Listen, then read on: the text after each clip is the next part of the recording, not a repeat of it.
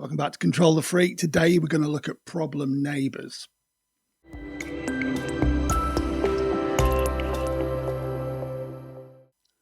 So this is inspired by the recent Netflix documentary, Perfect Neighbour. Now, any of you that have watched the previous episodes that I've done will have seen that at some point I told you that I had problems with my neighbours.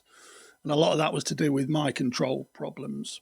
One of them, absolutely, I regret, handled it really badly. The other two are kind of open to question, but I acknowledge my input into the problem. Because the thing with controlling people, almost inevitably, is you're going to fall out with people close to you. You're going to expect things of your neighbours, and it's going to go badly if they don't do what you tell them to do. As is the case with this Netflix documentary. I've watched it a couple of times now to try and kind of understand what was going on there. So we're going to go through a brief synopsis of the story. There's no point in me going into it in much detail because Netflix does it much better, and a lot of people have covered it on YouTube and found some more details about it. And they can do it a lot better than I can. And as I keep saying, this isn't a true crime podcast. I look at controlling behaviour and try and analyse what's going on there. And there's a few elements to this story where either bad control or lack of control have contributed to the problem. So that's what I'll do. I'll give you a brief synopsis and then I'll tell you my perspective on what went wrong, how it went wrong, and how you could avoid these things going wrong in the future. And this is coming from personal experience as well. So you've got a lady called Susan Lorincz, and she tells people she's a doctor. I'm not sure how true that is, but she moves into this little quad, what they call a quad in America. It's basically 4 apartments that back onto each other in a kind of square. Next to that, there's a big open area of grass. Across the street from her, there's a row of houses that seem to be occupied by families with lots of children. And there's a lot of body cam evidence in this documentary that shows that every time that the police turn up, there is kids everywhere. It's a real kind of family community, but there's an awful lot of children, which doesn't work out very well for Susan Lorincz. So next to her little quad, where she's perched on the end, there's an open area of grass. And naturally, the kids from the houses opposite gravitate towards this area of grass to do most of their play, whether it's playing football, whether it's wrestling and just running around as kids do. They gravitate towards this area of grass. Susan Lorincz decides she doesn't like this, and she starts putting out no trespassing signs on the grass to try and deter the kids. But it doesn't deter the kids because before she moved in, that's where they all played. And it also turns out she doesn't own that area of grass at all. There's a guy that owns another part of the quad that does. And he's never had a problem with the kids playing on there. So he's always said to them, play to your heart's content. The documentary starts basically with a phone call where the police are called to this little community, where there's been an interaction between Susan Lorincz and a lady called a GK, or a GK, where Susan Lorincz has said something to one of a GK's children. They get into a little bit of an argument, and a GK, as far as I can gather, picks up one of her no trespassing signs, walks away, throws the sign over her shoulder, and it hits Susan Lorincz. She calls the police. Police turn up, and they ask Susan Lorincz what's happened. She says that this lady, a GK, was really aggressive, she was threatening her, etc., and that she threw the sign at her, and that caused her some physical damage. There's an interesting interaction where the police go over to a GK and they ask her version of events. And I don't know if she's entirely telling the truth. She tries to kind of play it down a little bit, but you can tell by now that all of the neighbours have had enough of this lady over the road. So GK's version of events is they had a little interaction. She walked away from Susan Lorincz and threw the sign over her shoulder, and then it hit Susan Lorincz. You know, believe that or not, it's a plastic sign. It's not going to do anybody any damage whatsoever. But she says that she didn't throw it at Susan Lorincz. There's a weird kind of dynamic with the police. They've already decided, it seems to me, that Susan Lorincz is the problem. They're quite kind of matter-of-fact with her, even a little bit stern with her. But when they go over to talk to a GK, one of the officers is just like, yeah, I can see that you're smiling. I know what that smile means. And she's really kind of empathetic and sympathetic with the GK, saying, yeah, I've had neighbours like that. That's why I moved into a house. And straight away, they're giving a GK and the other neighbours the impression that we're on your side. And they say, look, we'd rather have the kids out and about playing. Then it cuts to another phone call. The police come down. Susan Lorincz has made another complaint about the kids. This policewoman is even a little bit more firm with Susan Lorincz. And she actually says to her at one point, I'd rather have the kids out here screaming and running about than causing trouble somewhere else, which goes down really badly with Susan Lorincz. It's not what she wants to hear. We'll come back to that shortly. As they walk away, her and a male police officer that she's with, they start saying that Susan Lorincz is a psycho. And one of them even says, yeah, we should come back and give the kids some firecrackers at New Year's Eve to let off, just to wind her up. They've clearly decided Susan Lorincz is the problem here, which might be true. But again, we're going to analyse that a little bit more shortly. Things escalate. You start hearing stories that Susan Lorincz has got an air horn and she starts letting off an air horn. She starts filming the kids, going up to their faces and filming the kids. And some of the parents say afterwards that she was calling the kids racist names and whatnot, and calling them the B word and the F word, whatever that means. Then there's a little story that Susan Lorincz gets locked inside. I don't know if it's a scrapyard or something, but she gets locked inside. The police come down to this place and the owner of the scrapyard says to them, my gate's broken. There's a woman who was locked inside there and she's rammed the gates to get out. Police go to Susan Lorintz's house, and when they ask her, she's really rude to the police to start with, and she lies and what have you. But when she realises she's cornered, she starts to tell a story that she's been attacked and raped, and that's why she reacted badly and started ramming the gate to the scrapyard to escape. And thankfully, the police officer calms down a little bit at that point, because he's almost not wanting to talk to her anymore because she's been so awkward and quite abrasive with him. And he listens to her story. This keeps going on. There's stories about Susan Lorincz confronting the children because they're trying to put their dog inside her truck. And you see this dog at the start of the episode. This dog's huge. It's one of those big poodles. I don't know if it's a Labradoodle or whatnot, but it's huge, this thing. And the kid she accuses of putting it in the truck, I'd be surprised if this kid could lift it. But by the by, she's accusing this child of trying to do these things.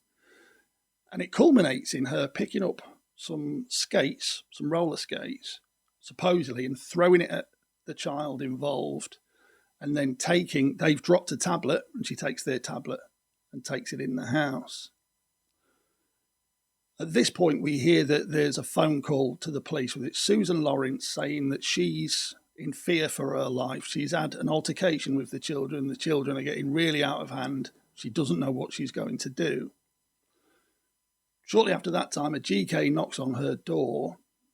Something happens where Susan Lorincz picks up a gun, fires through the door, straight into a GK, kills her stone dead, and the child runs off to the neighbours. This has happened within a couple of minutes of calling the police, saying that I'm in fear for my life and I don't know what to do. Again, I could go into lots of detail here about the timing of the phone call and when she shoots a GK and how that all unravels afterwards. But it's not a true crime documentary. What I want to concentrate on here is the escalation of neighbours falling out with each other, where one neighbour wants to control the others and the others will not be controlled. How this escalates, what could have been done about it. So let's look at Susan Lorincz first. Let's have a look at her behaviour. So Susan Lorincz expects compliance from everybody, and she reacts really badly when she doesn't get it. There's stories of her with her air horn. There's stories of her getting in the kid's face with the phone.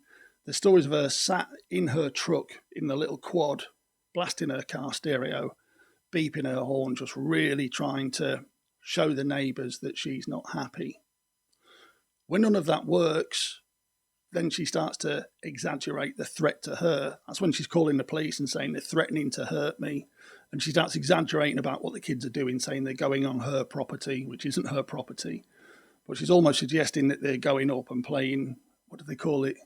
Knock door ditch or something. We used to call it knock a door run where we come from, where you knock on somebody's door and run away to get a chase. And she starts accusing them of that. She starts to say that she's fearing for her life, etc. Because the neighbours aren't doing what she wants them to do, she has to start exaggerating the threat and exaggerating what they've done to the police. And there's even a moment where when she's finally charged, they get her in the interrogation room. They go through and they tell her all of the timing and how the timing doesn't work out. She must have been prepared and ready to shoot a GK or whoever came to her door. She must have already made that decision. When there's nowhere left to turn, they say, right, you're charged and we're going to take you down in a cell. And she refuses to move. You see the control right there, that she realises she's got nowhere else to go. She's completely cornered. She sits in her chair and she will not move. And they're saying to her, look, we've got to take you down the cell. You've got to go no matter what. And she just keeps saying, no, I'm not doing it. It's a last-ditch attempt to assert control. Everything else has gone wrong, but she just will not comply. And that's that chaotic control that I've talked about in previous episodes, where all of this stuff you want to happen, I'm not going to allow it to happen.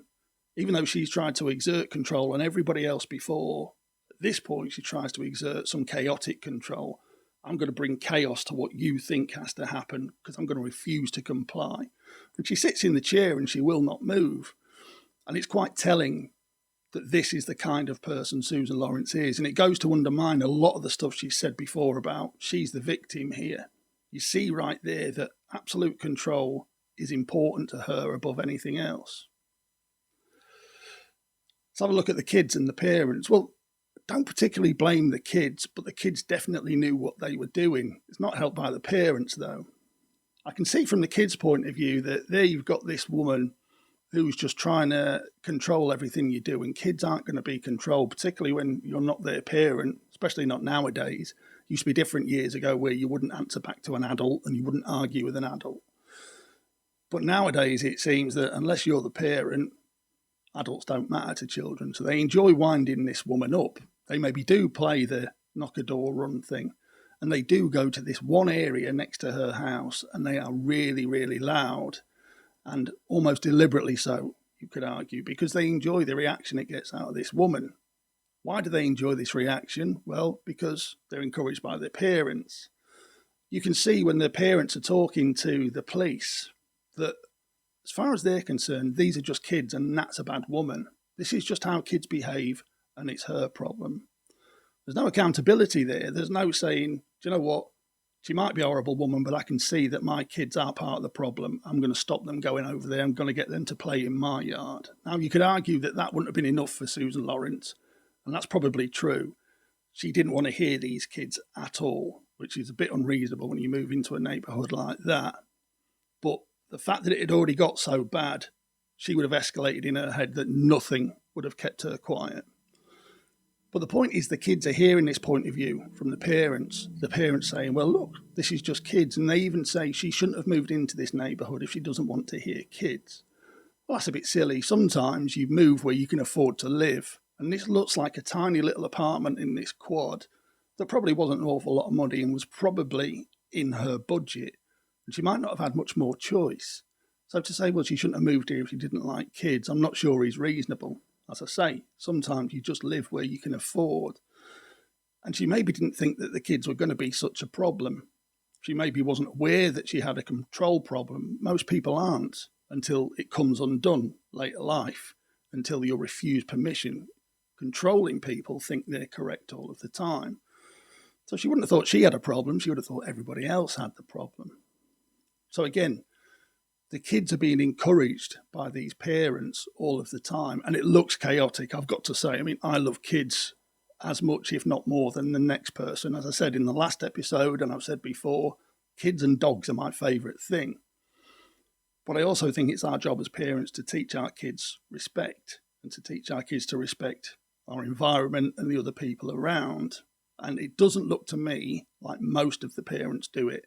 They look like they just say, well, kids are kids and it's her problem, and it doesn't look like they do anything to manage their children's behaviour. But I don't particularly blame the kids. There's a lack of control from the parents there. But that brings me on to the police. The police do not help this situation. Now, I don't know if the tone of the documentary was to show that even the police agreed with the parents or that police handled it badly. If it's the former, that didn't work. If it's the second, then yes, that documentary showed us that the police handled this awfully. As I say, right at the start, from the first interaction, the way they deal with this Susan Lorincz character is completely different to how they deal with the parents over the road. You've got a couple of the police saying, yeah, I completely understand where you're coming from. She's the problem. I'd much rather you kids were making as much noise as you wanted to rather than playing on TikTok. Well, that's not going to help Susan Lorincz whatsoever. And they might not be interested in helping her, but I don't think they realise, clearly they didn't realise, they're only going to escalate this problem. Control freaks always escalate when they don't get their own way, up until the point that permission is absolutely refused. It's only going to escalate by doing this. They're kind of making friends with these parents, and Susan Lorincz must have been able to see from across the road at one point, they're fist bumping the parents, they're laughing and joking with the parents, while she's in her little apartment, losing her mind with frustration. It's only going to escalate the problem. Even if they did agree with the parents, they're supposed to be impartial. Then you get that copper who says, yeah, I'd much rather that the children were making lots of noise than going off somewhere causing trouble. Susan Lorincz isn't going to want to hear that. As logical and reasonable as that is, and we'd all agree that we'd rather have kids playing than causing trouble, that's not going to make Susan Lorincz feel any better. It's not going to de-escalate the situation. What that's going to do is tell Susan Lorincz she's on her own, and she's going to get inside her own head. She's got nobody to talk to and reason with. She's going to start to escalate. She's going to start to feel desperate. And that's where we get to the point where she shoots a GK through the door, because she feels, I've got to do something drastic, because these parents are all against me, the kids are all against me, and I can even see the police across the road fist bumping with the neighbours, talking to me very differently to how they talk to them. She's not going to question about herself that, hang on, I seem to be the only one with a problem here. Everyone else seems to be okay. That's not how control freaks' minds work. She's going to start to feel isolated. She's going to start to feel like she needs to escalate, because that's what control freaks always do. So how could this have been changed? How could we have a different outcome? Well, as I said before, I had problems with neighbours before. And it took a while before I started to realise I'm the one with the problem. In at least one of the cases, it was 100% me. The others, as I say, could go either way, because at least one of them was a nightmare and they were deliberately trying to wind me up. The same that these parents were doing with these kids. They started deliberately trying to wind me up. And I understand it. They would have felt that I were trying to control them, and the only way to handle me rather than have a conversation with me would have been to escalate back. That's where things go wrong. So what could Susan Lorincz have done? What could the police have done to help with this situation? Noise cancelling headphones. The thing is, in this little area where she lives, this little quad, it looks quite cheaply built. It's just a square, really. It doesn't look like there's very thick walls. It looks like a lot of homes in America where it's kind of studding and plasterboard and things like that. So you would have been able to hear everything. Noise cancelling headphones. The thing that I started to understand about my problem was, the problem is within my own head. I need to do something to manage the problem myself. So first of all, I started wearing ear protectors, and I realised I looked a bit stupid, and it wound my ex up no end. She hated seeing me wearing these things. And then we would have arguments, because I would say, look, I'm not affecting you. I'm just trying to stay sane. I don't understand why you're getting upset about this, but she hated it. Then I changed it to little noise-cancelling earphones. And I would have white noise or brown noise, and it would just drown out the bassier sounds, the thuds, and the screaming of the kids next door. And again, I love kids, but this was incredible, this thing next door to us. And it would just take out the frequencies just enough for me to remain sane. And as soon as I got in the door at night, I would have my headphones on the side, I'd open the front door, pick the headphones up, put them on, and I could stay calm for the night. And that meant that I didn't make demands of anybody else. I didn't wind my missus up at the time, by sitting there and getting myself into a state going, God, listen to them next door, which only wound her up and created an atmosphere in the house. I was completely calm just by having these noise cancelling headphones on. I'd recommend that to you if you've got a problem with noisy neighbours. That will just block it out for you. It just takes those little frequencies out and it just helps you manage your mood. Now, you could say it's inconvenient. Why should I have to wear noise cancelling headphones? Well, it's because the problem's yours. It's clearly not a problem for them. They're quite happy. And as I've always said, we've got to be responsible for our own reactions. And control freaks aren't. They expect everybody else to be responsible for how we feel. So it's a start towards getting yourself out of that mindset. Is going, right, well, I'm going to do what I can to manage this because I can't make demands of everybody else around me. Noise cancelling headphones. The police could have handled it much better. That's another thing about how this could have been avoided.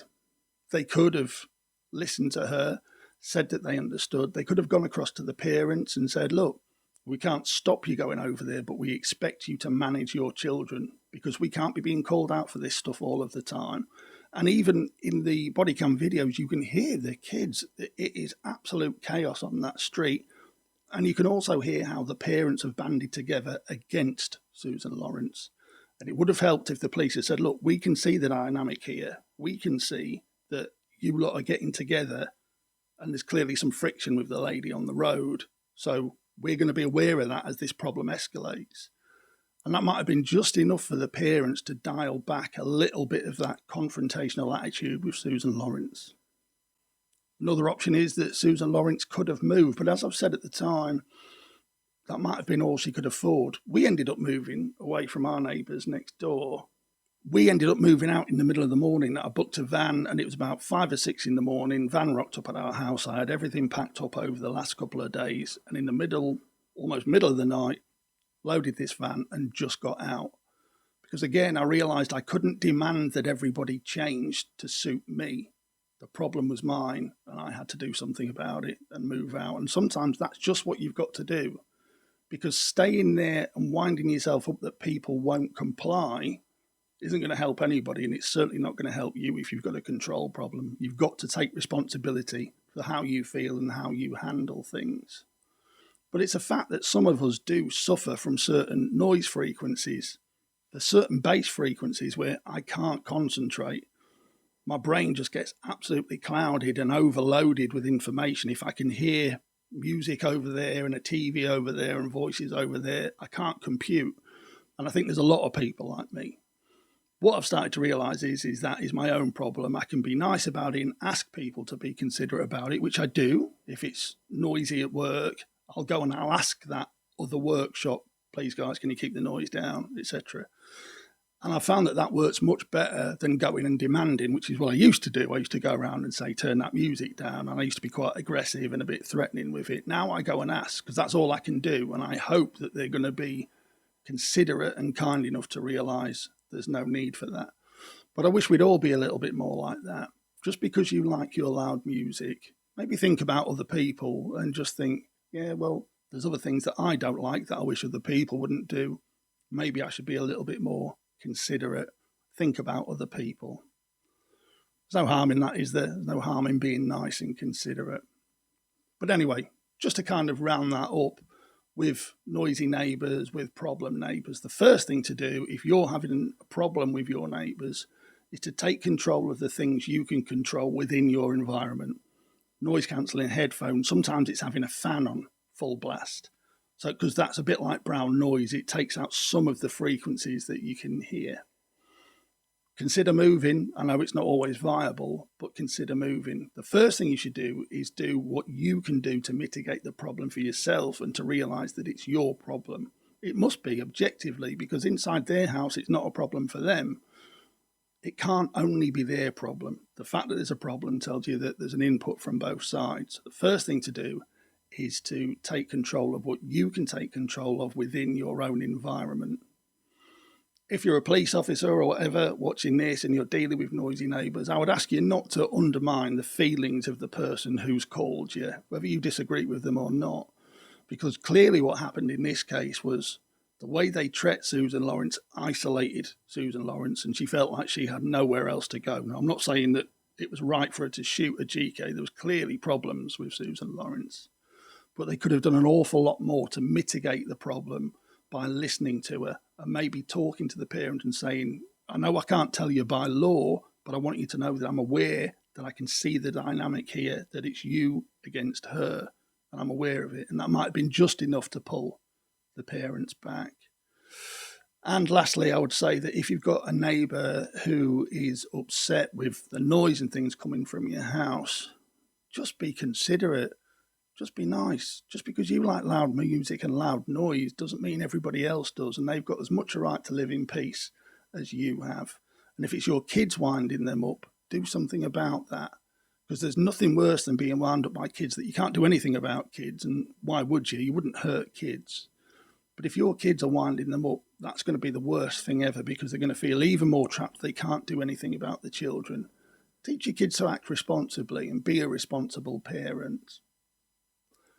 Anyway, I hope that's been some help. If you've got problems with noisy neighbours, noisy people at work, problems that you're having just dealing with other people, as usual, is the email addresses and things down there that my missus kindly adds.